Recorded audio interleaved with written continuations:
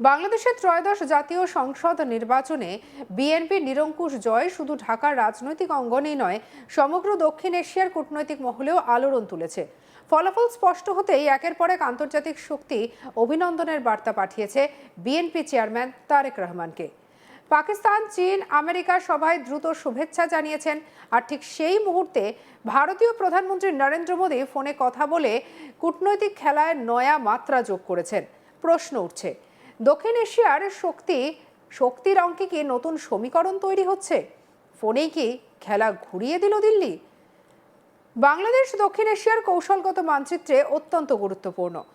বঙ্গোপসাগরীয় উপকূল, উত্তর পূর্ব ভারতের প্রবেশদ্বার, দক্ষিণ পূর্ব এশিয়ার সংযোগ, সব মিলিয়ে ঢাকার রাজনৈতিক দিক নির্দেশ আঞ্চলিক ভারসাম্যে সরাসরি প্রভাব ফেলে।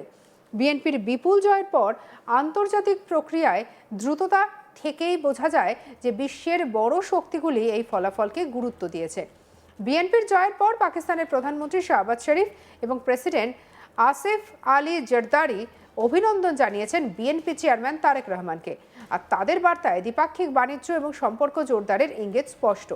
ঢাকা করাচি বিমান পরিষেবা পুনরায় চালুর সম্ভাবনা এই কূটনৈতিক উষ্ণতাকে আরও তাৎপর্যপূর্ণ করে তুলেছে। রাজনৈতিক বিশ্লেষকদের মতে পাকিস্তান চাইছে দক্ষিণ এশিয়ায় নিজেদের কূটনৈতিক প্রভাব পুনরুদ্ধার করতে। দীর্ঘদিন ভারত বাংলাদেশ ঘনিষ্ঠতার মধ্যে ইসলামাবাদ কার্যত প্রান্তিক হয়ে পড়েছিল। বিএনপির জয়ের ফলে তারা নতুন সুযোগ দেখছে। চীনের দূতাবাসও অভিনন্দন জানিয়েছে, পরিকাঠামো উন্নয়ন এবং অর্থনৈতিক সহযোগিতার নতুন অধ্যায়ের কথা বলেছে।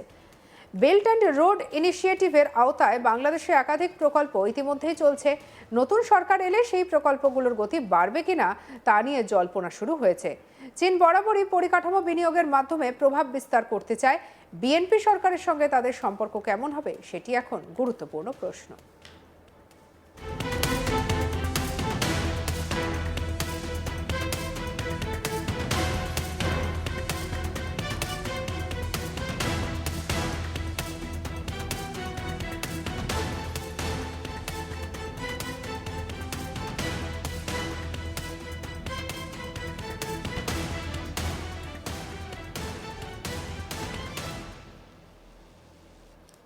আমেরিকাও শুভেচ্ছা জানিয়েছে। ওয়াশিংটনের বক্তব্যে গণতান্ত্রিক প্রক্রিয়া, মানবাধিকার এবং আঞ্চলিক স্থিতিশীলতার প্রসঙ্গ উঠে এসেছে।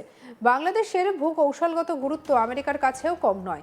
ইন্দো প্যাসিফিক কৌশলের অংশ হিসেবে বঙ্গোপসাগরীয় অঞ্চলে তারা অত্যন্ত গুরুত্বপূর্ণ বলে মনে করছে।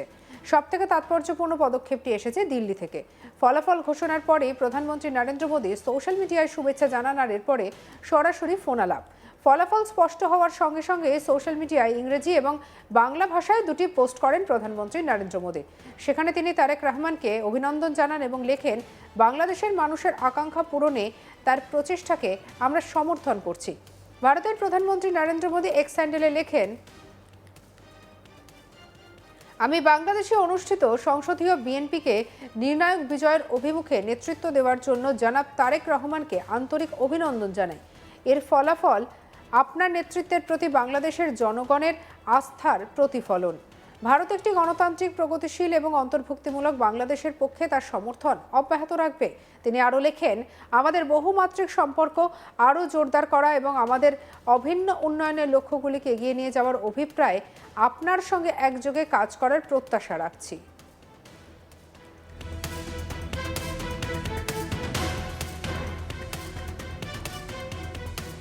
এরপর সরাসরি ফোনালাপ হয় দুই নেতার, আর সেই বিষয়েও এক্স হ্যান্ডেলে পোস্ট করেছেন মোদী। তিনি লিখেছেন,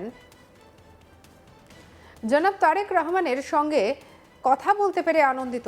বাংলাদেশের নির্বাচনের অসাধারণ জয়ের জন্য আমি তাকে অভিনন্দন জানাই। বাংলাদেশের জনগণের আকাঙ্ক্ষা পূরণে তার প্রচেষ্টায় আমার শুভেচ্ছা এবং সমর্থন জানাই।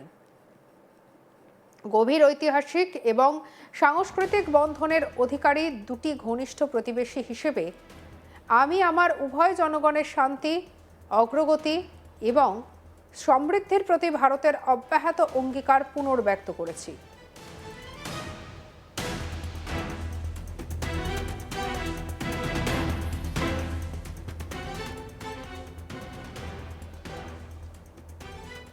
এই ফোন কলের গুরুত্ব কয়েকটি কারণে বিশেষ। ফলাফল চূড়ান্ত ঘোষণার আগেই দ্রুত পদক্ষেপ, ব্যক্তিগত কূটনীতির মাধ্যমে সম্পর্কের বার্তা আঞ্চলিক শক্তিগুলির আগ্রহের মাঝে ভারতের উপস্থিতি জোরালো করা।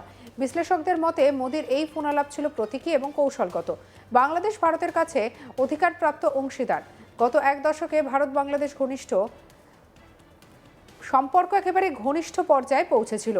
নিরাপত্তা সহযোগিতা, সীমান্ত চুক্তি, বাণিজ্য বৃদ্ধি সব ক্ষেত্রেই অগ্রগতি হয়েছে। বিএনপি সরকার এলে সেই সম্পর্ক ধারাবাহিকতা বজায় থাকবে কি? তারেক রহমানের সঙ্গে মোদির সরাসরি কথা বলা ইঙ্গিত দিচ্ছে তেমনই।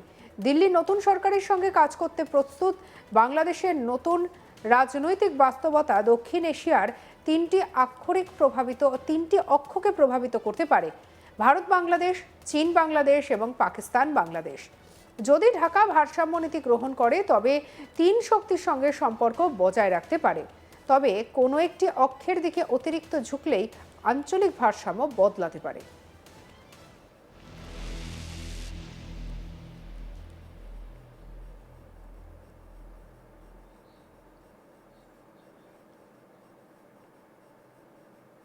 বাংলাদেশের অর্থনীতি দ্রুত বৃদ্ধি পাচ্ছে। রপ্তানি, বিশেষ করে পোশাক শিল্প, অবকাঠামো উন্নয়ন এবং বিদেশি বিনিয়োগ সব ক্ষেত্রেই সম্ভাবনা রয়েছে। চীন বড় বিনিয়োগকারী, ভারত গুরুত্বপূর্ণ বাণিজ্য অংশীদার, যুক্তরাষ্ট্র রপ্তানির বড় বাজার, পাকিস্তান ঐতিহাসিক সম্পর্কের সূত্রে নতুন সুযোগ খুঁজছে। আর এই প্রতিযোগিতায় ঢাকা কিভাবে কৌশল নেবে সেটাই এখন দেখার। রাজনীতিতে সময়ের গুরুত্ব অপরিসীম। পাকিস্তান এবং চীন অভিনন্দন জানালেও মোদির সরাসরি ফোনালাপ দিল্লির কূটনৈতিক গুরুত্বকে আলাদা মাত্রা দিয়েছে। এটি বার্তা দিয়েছে ভারত প্রস্তুত এবং সম্পর্কের ধারাবাহিকতা বজায় রাখতে আগ্রহী। বিশ্লেষকদের মতে এই দ্রুত যোগাযোগ সম্ভাব্য ভুল বোঝাবুঝি বা দূরত্ব তৈরি হওয়ার সুযোগ কমিয়ে দেয়। বাংলাদেশ বিএনপির জয়ের পর দেশের আভ্যন্তরীণ রাজনীতিতে নতুন ভারসাম্য তৈরি হবে। আন্তর্জাতিক স্বীকৃতি এবং দ্রুত অভিনন্দন বার্তা নতুন সরকারের বৈধতাকে আরও দৃঢ় করবে। তারেক রহমানের সামনে এখন বড় চ্যালেঞ্জ আন্তর্জাতিক সম্পর্কের ভারসাম্য বজায় রাখা। পাকিস্তান, চীন, আমেরিকা সবাই বর্তমানে আগ্রহী, কিন্তু মোদির ফোনালাপ কূটনৈতিক খেলায় বিশেষ মাত্রা যোগ করল।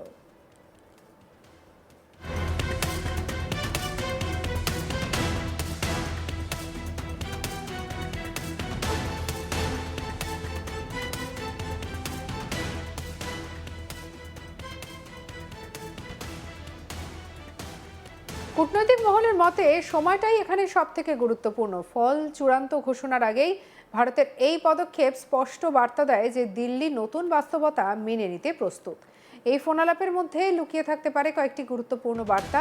সেগুলি হলো স্থিতিশীলতার স্বীকৃতি, নতুন সরকারের সঙ্গে দ্রুত সম্পর্ক পুনর্গঠন, পাকিস্তান ঘনিষ্ঠতার সম্ভাব্য অঙ্ক ভাঙার চেষ্টা। শেখ হাসিনার জামানায় ভারত বাংলাদেশ সম্পর্ক এক নতুন উচ্চতায় পৌঁছেছিল। নিরাপত্তা, সহযোগিতা, বিচ্ছিন্নতাবাদ দমন, বাণিজ্য এবং অবকাঠামোগত উন্নয়ন সব ক্ষেত্রেই ছিল ঘনিষ্ঠতা। কিন্তু অন্তর্বর্তী শাসনকালে ঢাকার কূটনৈতিক অবস্থান কিছুটা ভারসাম্য নীতির দিকে ঝুঁকতে দেখা যাচ্ছে। সঙ্গে রাখুন আজ তাক বাংলাকে, সাবস্ক্রাইব করতে ভুলবেন না।